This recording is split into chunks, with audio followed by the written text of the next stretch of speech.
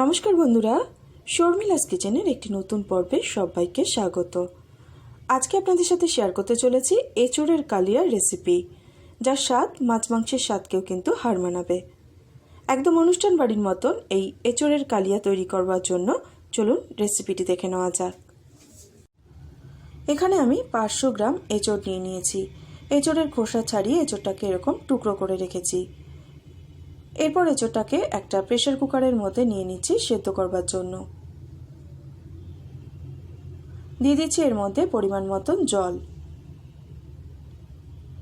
সামান্য পরিমাণে হলুদ আর নুন দিয়ে দিচ্ছি, আর দিয়ে দিচ্ছি 1 চামচ সর্ষের তেল। তেলটা এই জন্যই দিচ্ছি, অনেক সময় এঁচোড়টা সেদ্ধ করতে গেলে প্রেসার কুকারের গায়ে এঁচোড়ের আঠাটা লেগে যায়। এই তেলটা দিলে পরে আটাটা আর প্রেসার কুকারের গায়ে লাগবে না।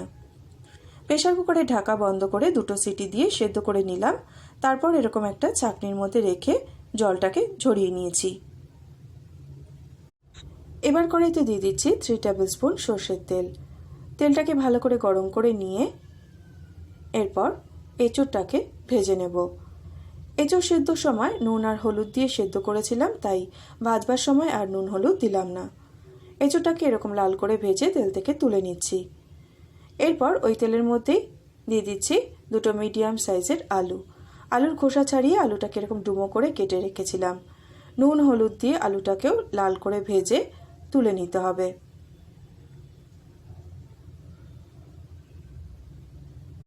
আলুগুলো ভেজে তুলে নেওয়ার পর কড়াইতে দিয়ে দিচ্ছি আরও 2 টেবিল স্পুন সর্ষের তেল।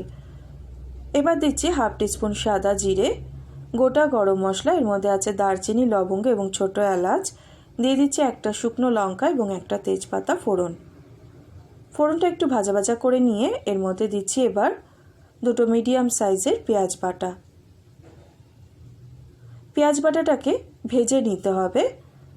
এইভাবে নাড়তে নাড়তে যখন বেশ সুন্দর একটা পেঁয়াজের ভাজা গন্ধ বেরোবে, তখন এর মধ্যে দিয়ে দিচ্ছি আমি 2টো মিডিয়াম সাইজের টমেটো বাটা।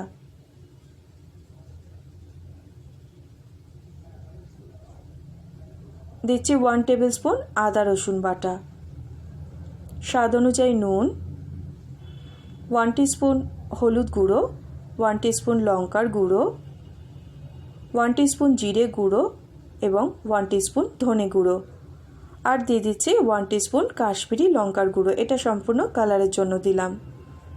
সব কিছুকে মিশিয়ে নিয়ে মিডিয়াম ফ্লেমে মশলাটাকে খানিকক্ষণ কষিয়ে নিতে হবে।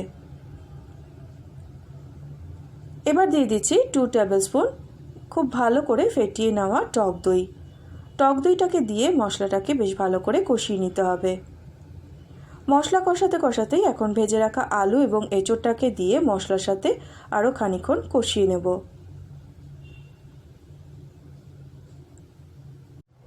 এখন মশলার কাঁচা গন্ধটা চলে গিয়ে মশলাটা পুরোপুরি কষে গেছে। এবার এর মধ্যে দিয়ে দিচ্ছি আমি 1 কাপ গরম জল। এঁচোড় আর আলুটা পুরোপুরি সেদ্ধ হওয়ার জন্য এবার একটু ঢাকা দিয়ে দিচ্ছি। খানিকক্ষণ বাদে এখন এঁচোড় আর আলুটা ভালো মতন সেদ্ধ হয়ে গেছে। এবার এর মধ্যে দিয়ে দিচ্ছি 1/2 টিস্পুন গরম মশলা গুঁড়ো আর 1 টিস্পুন ঘি। ঘি গরম মশলা দিয়ে খুব ভালো করে মিশিয়ে নিয়ে গ্যাসের ফ্লেম অফ করে একটু ঢাকা দিয়ে রাখবো। তারপরে সার্ভ করে দেবো দারুণ টেস্টি এই এঁচোড়ের কালিয়া। অবশ্যই আমি যেভাবে বানালাম সেভাবে একবার বাড়িতে বানান, আশা করছি আপনাদের ভীষণ ভালো লাগবে। ভালো লাগলে ভিডিওটিকে প্লিজ লাইক ও শেয়ার করে আমার চ্যানেলটি সাবস্ক্রাইব করে নেওয়ার অনুরোধ রইল। পাশে থাকা বেল আইকনটি অবশ্যই প্রেস করে দেবেন, তাতে আমি নতুন কোনো ভিডিও আপলোড করলে তার নোটিফিকেশন আপনাদের কাছে পৌঁছে যাবে। আজ এখানেই শেষ করছি। দেখা হবে আপনাদের সাথে নতুন কোনো রেসিপি নিয়ে। সবাই খুব ভালো থাকবেন, সুস্থ থাকবেন।